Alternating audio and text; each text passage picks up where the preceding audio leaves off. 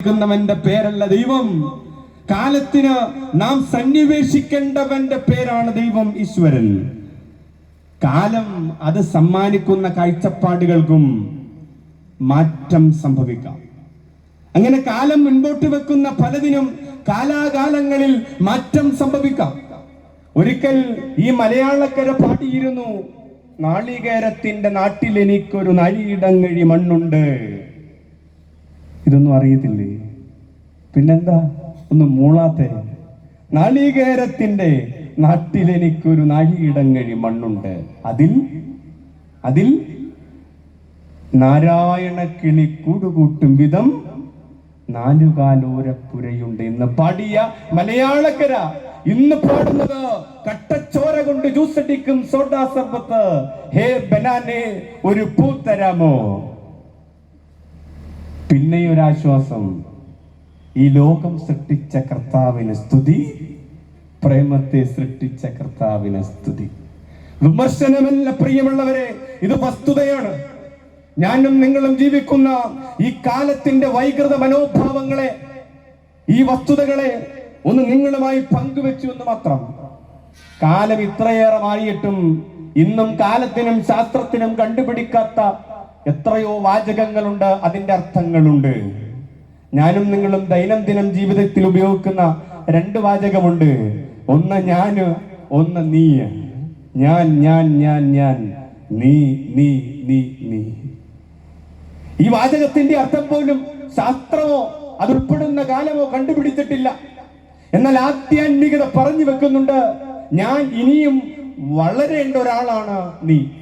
ആരാണ് ഞാൻ, ആരാണ് നീ? ആധ്യാത്മികത പറയുകയാണ്, ഞാൻ ഇനിയും അറിയേണ്ട ഒരാളാണ് നീ. ഒരായുസ് മുഴുവൻ വേണ്ടി വന്നാൽ പോലും ഞാൻ നിന്നെ തിരിച്ചറിയണമെന്നില്ല. അത്യാസന്നയിൽ ആശുപത്രിയിൽ കിടക്കുന്ന ഭർത്താവ് തന്റെ ചുറ്റുമുള്ള ആരോഗ്യ പ്രവർത്തകരുടെ സംസാരം കേട്ടിട്ട് ഇനി അധിക നേരമില്ല എന്ന് അയാൾ മനസ്സിലാക്കുകയാണ്. ആർക്കും പ്രവേശനമില്ലാത്ത ആശുപത്രിയുടെ റൂമിനുള്ളിൽ അയാൾ ഡോക്ടറോട് പറഞ്ഞു വെക്കുന്നുണ്ട്, ഡോക്ടറെ, എനിക്കെന്റെ ഭാര്യ ഒന്ന് കാണണം. ഇതുവരെ ഇല്ലാത്തൊരാഗ്രഹം. അവസാന നിമിഷം ആശുപത്രിയുടെ റൂമിനുള്ളിൽ, ആർക്കും പ്രവേശനമില്ലാത്ത റൂമിനുള്ളിൽ അയാൾക്കുള്ളിന്റെ ഉള്ളിൽ ഒരു ആഗ്രഹം തോന്നുകയാണ്, എനിക്കെന്റെ ഭാര്യ ഒന്ന് കാണണം. ഡോക്ടറോട് പറയുകയാണ്. പറഞ്ഞു തീർന്നില്ല.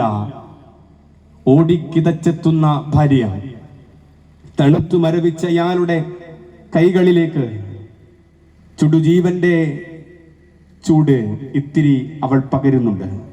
അയാളുടെ കൈ ചേർത്ത് പിടിക്കുമ്പോഴും അയാളുടെ കണ്ണ് നിറയുന്നുണ്ട്, അയാളുടെ ശരീരം വിയർക്കുന്നുണ്ട്. ചെറിയ വിറയലോടെ കണ്ണുനീർ തുള്ളികളിൽ ചാലിച്ച അയാൾ ഇങ്ങനെ ഭാര്യയോട് പറഞ്ഞു, ഞാൻ ഇനിയും അറിയേണ്ട ഒരാളാണ് നീ. ഇത്രയും കാലം ഞാൻ നിന്നെ തിരിച്ചറിഞ്ഞില്ലല്ലോ. ഞാൻ ഇനിയും അറിയേണ്ട ഒരാളാണ് നീ.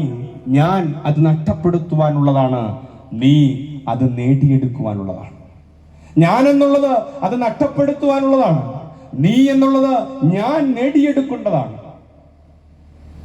പ്രിയമുള്ളവരെ, ഒരു ക്ഷമാപണത്തോടു കൂടി ഞാനും ആരംഭിക്കുകയാണ്. എന്നെ പ്രസവിച്ച മാതാവേ, എന്നെ വളർത്തിയ പിതാവേ, എന്റെ ഒപ്പം നിന്ന സഹോദരങ്ങളെ, എന്റെ പ്രിയ സുഹൃത്തുക്കളെ, എന്റെ ആധ്യാത്മിക പിതാക്കന്മാരെ, ക്ഷമാപണത്തോടുകൂടി ഈ സന്ധിയിൽ ഞാനും പറയുകയാണ്, ഞാൻ അറിയേണ്ട ഒരാളാണ് നീ. ഞാൻ ഇനിയും അറിയേണ്ട ഒരാളാണ് നീ. അവിടെയല്ലേ കൺവെൻഷൻ എന്ന ടേം പൂർത്തീകരിക്കുന്നത്, പൂർണ്ണമാകുന്നത്. വരൂ, ഒത്തൊരുമിച്ച്, കൂടെ ഒരുമിച്ച് ഞാൻ നിന്നെ അറിയുവാനും നീ എന്നെ അറിയുവാനും ഈ സന്ധ്യ പ്രയോജനപ്പെടുത്താം. അങ്ങനെയെങ്കിൽ ഈ സന്ധിയിൽ ഒരുമിച്ച്, ഒത്തൊരുമിച്ച് വരൂ, കൂടെ നിന്നുകൊണ്ട് ഈ സന്ധിയിൽ നമുക്കാവാം. അല്പനേരം ചിന്തിക്കുവാനും ധ്യാനിക്കുവാനും തിരഞ്ഞെടുക്കുന്ന വേദഭാഗം യെശയ്യാ പ്രവാചകന്റെ പുസ്തകം 64-ാം അധ്യായം 8-ാം വാക്യം. യെശയ്യാ പ്രവാചകന്റെ പുസ്തകം 64-ാം അധ്യായം 8-ാം വാക്യം വളരെ സുപരിചിതമായ ഒരു വേദഭാഗമാണ്. വായിച്ചു വായിച്ചു വായിച്ച് എത്രയോ വായനകൾ കഴിഞ്ഞു പോയ വേദഭാഗമാണ്. 64-ാം അധ്യായം 8-ാം വാക്യം. എങ്കിലോ യഹോവേ, നീ ഞങ്ങളുടെ പിതാവും ഞങ്ങൾ കളിമണ്ണും, നീ ഞങ്ങളെ മെനയുന്നവനും ആകുന്നുവല്ലോ. യെശയ്യാ പ്രവാചകന്റെ പുസ്തകം 64 അധ്യായം 8 വാക്യം. എങ്കിലോ യഹോവേ, നീ ഞങ്ങളുടെ പിതാവ്, ഞങ്ങൾ കളിമണ്ണാകുന്നു, നീ ഞങ്ങളെ മെനയുന്നവനാകുന്നു, ഞങ്ങളെല്ലാവരും നിന്റെ കൈപ്പണിയത്രേ. ഓ Lord, you are our father, we are the clay and you are our potter, we are all the work of your hand. ഏറെ സുപരിചിതമായ ഒരു വേദഭാഗമാണ്. സാഹചര്യങ്ങളുടെ സന്ദർഭങ്ങളുടെ അടിസ്ഥാനത്തിൽ ഒരു ആമുഖം പറഞ്ഞു പോവുകയാണ്. യെശയ്യാവ് എന്ന സംജ്ഞ അർത്ഥമാക്കുന്നത് കർത്താവാണ് രക്ഷകൻ എന്നാണ്. ഈ ഗ്രന്ഥത്തിന്റെ ആകമാന സന്ദേശവും അത് തന്നെയാണ്. രക്ഷകനായ ദൈവത്തിൽ പ്രത്യാശ വെക്കുക, ആ രക്ഷ സ്വജീവിതത്തിൽ സാത്മീകരിക്കുക എന്ന സന്ദേശമാണ് ഈ വേദഭാഗത്തിലുടനീളം മുൻപോട്ട് വെക്കുന്നത്. പ്രവാചകന്റെ പ്രവചനങ്ങളെ പണ്ഡിതന്മാർ, പഠിതാക്കൾ, പിതാക്കന്മാർ മൂന്നായി തരംതിരിക്കുന്നുണ്ട്. 1-ാം അധ്യായം മുതൽ 39 അധ്യായം വരെ പ്രവാചകന്റെ യെശയ്യാ പ്രവാചകന്റെ 1-ാം കാലഘട്ടം. 1-ാം അധ്യായം മുതൽ 39 അധ്യായം വരെ യെശയ്യാവിന്റെ 1-ാം കാലഘട്ടം. 40 മുതൽ 55 വരെയുള്ള വേദഭാഗങ്ങൾ യെശയ്യാവിന്റെ 2-ാം കാലഘട്ടം. 56 മുതൽ 66 വരെയുള്ള വേദഭാഗങ്ങൾ യെശയ്യാവിന്റെ 3-ാം കാലഘട്ടം. 1 മുതൽ 39 വരെയുള്ള അധ്യായങ്ങൾ മുന്നോട്ട് വെക്കുന്നത് പ്രവാചകന്റെ വാക്കുകളാണ്. ശിക്ഷയുടെ സൂചനകൾ നൽകുന്ന വാക്കുകൾ. ദൈവത്തിന്റെ വചനം ചില സൂചനകളെ നൽകുന്നുവെന്ന 1-ാം അധ്യായം 1 മുതൽ 39 വരെയുള്ള വേദഭാഗങ്ങൾ മുന്നോട്ട് വെക്കുന്നുണ്ട്. എന്താണ് അവിടുത്തെ സാഹചര്യം ഒന്ന് പരിശോധിക്കാം. രാജ്യം ആധ്യാത്മികതയിൽ നിന്ന് ഭക്തി മാർഗത്തിൽ നിന്ന് മാറി സഞ്ചരിക്കുമ്പോൾ ഇസ്രായേലിന്റെ നാശം നശിച്ചു പോകുന്നു.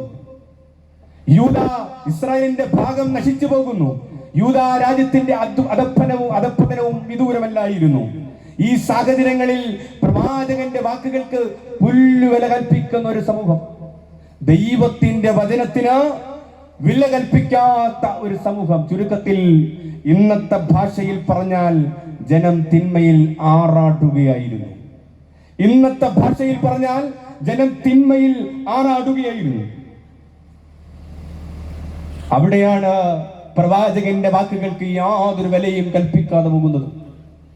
ശ്രദ്ധിക്കണമേ, ദൈവവചനം ശ്രദ്ധിച്ചിട്ടും തഥാവസരത്തിൽ ക്രിയാത്മകമായി പ്രതികരിക്കാതെ പോകുന്ന മനുഷ്യകുലത്തിന് സംഭവിക്കുന്ന വിപത്തുകളാണ് 1-ാം അധ്യായം 1 മുതൽ 39 വരെയുള്ള വേദഭാഗങ്ങൾ പരിശോധിക്കുമ്പോൾ കാണുവാൻ കഴിയുക.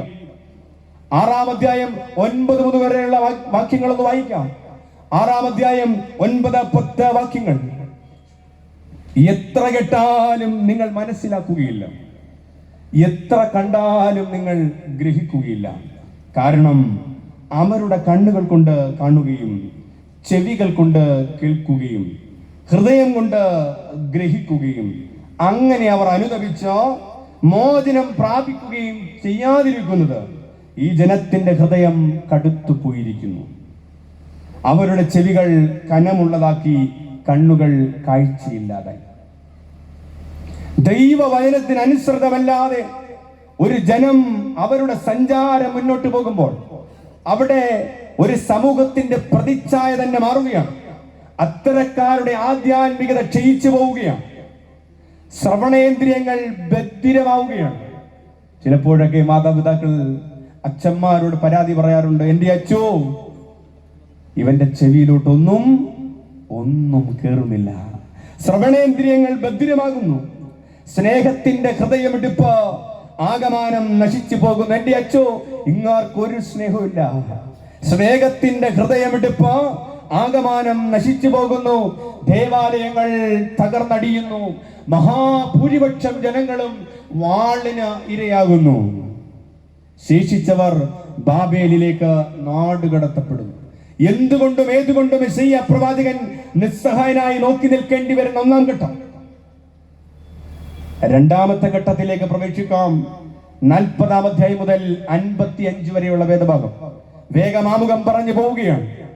ഒന്നാം ഘട്ടത്തിൽ പ്രവാചകന്റെ വാക്കുകൾ ചില ശിക്ഷയുടെ സൂചനകൾ നൽകുന്നുവെങ്കിൽ രണ്ടാം ഘട്ടം ചില ആശ്വാസ വചനങ്ങളായി മാറുകയാണ്. ദൈവത്തിന്റെ വചനം സൂചനകളെ നൽകുമ്പോൾ തന്നെ ആശ്വാസ വചനങ്ങളായി മാറും. തകർന്നടിഞ്ഞ ഒരു ദേശം, നഷ്ടപ്പെട്ടു പോയ ജനം, ഇനി ഒരു തിരിച്ചുവരവില്ലെന്ന് പ്രതീക്ഷയിൽ കഴിയുന്ന ജനം, പ്രതീക്ഷയില്ല, പ്രത്യാശയില്ല, അങ്ങനെ തകർന്നടിഞ്ഞൊരു സമൂഹത്തെ ദൈവത്തോട് ചേർത്ത് നിർത്തുവാൻ നിരാശരും നിരാശ്രയമായി കഴിയുന്ന ജനത്തോട് താൻ ആശ്വാസ വചനങ്ങൾ കൊണ്ട് ആ സമൂഹത്തെ ആശ്വസിപ്പിക്കുന്നു. 40-ാം അധ്യായം 6 മുതൽ 8 വരെയുള്ള വാക്യം, ദൈവവചനം എന്നേക്കും നിലനിൽക്കും. അത്ഭുതം പ്രവർത്തിക്കുവാൻ ദൈവജനത്തിന് സാധിക്കും. ഒരു രണ്ടാം പുറപ്പാടിന്റെ അരങ്ങേറ്റമാണ്. ആ സദ്വാർത്തയിൽ ആനന്ദിക്കുവാനും സന്തോഷിക്കുവാനും യെശയ്യാ പ്രവാചകൻ ജനത്തോട് ആഹ്വാനം ചെയ്യുന്നുണ്ട്. ഇതാണ് രണ്ടാം ഘട്ടം. ഇനി മൂന്നാം ഘട്ടം 56 മുതൽ 66 വരെയുള്ള വേദഭാഗമാണ്. തിരിച്ചു വന്ന ജനത്തെ അഭിസംബോധന ചെയ്യുക അത് പ്രവാചകൻ അത്ര എളുപ്പമായിരുന്നില്ല. കാരണം രണ്ടാം ഘട്ടത്തിൽ ചില വാഗ്ദാനങ്ങൾ നൽകുന്നുണ്ട്. ആ വാഗ്ദാനങ്ങളൊന്നും ഉടനടി ഒരു ക്ഷേമൈശ്വര്യങ്ങളൊന്നും അവിടെ ഉണ്ടായില്ല. പിന്നെ എങ്ങനെയാണ് ഈ ജനത്തെ അഭിമുഖീകരിക്കുക?